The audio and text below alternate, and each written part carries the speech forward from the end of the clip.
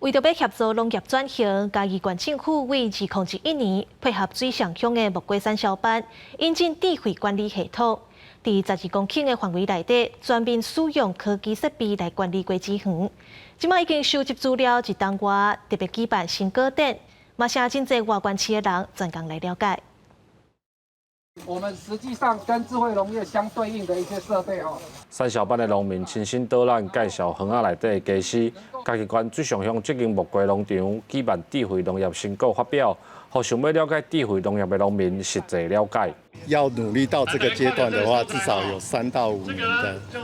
的差距，我们要去做改善，包含通道，还有网室的规划，还有智慧灌溉系统的规划。 这座12公顷的木瓜农场，在2021年透过农委会甲县政府的补助，全面运用智慧科技的设备来管理，加上农改场甲产销班的合作，若详细记录种植的资料，嘛替农民省真侪时间。可以有办法去预测我们未来木瓜的生长的模式，还有我们未来我们销售市场，我们怎么去做铺排，那也节省各个农友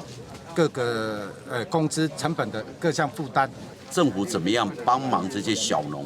可以在这个智慧农业的成本上可以降低，所以相关的农委会跟县政府都有编相关的预算去补助他们，能够让他们跨过这个门槛。农业处表示，去年有90件智慧农业设备补助申请案件通过，而且为一开始的农用无人机改变做农场的监测设备。今年嘛，阁提出1800万智慧农业补助计划，希望协助嘉义的农业环境转型。记者林慧婷，嘉义报道。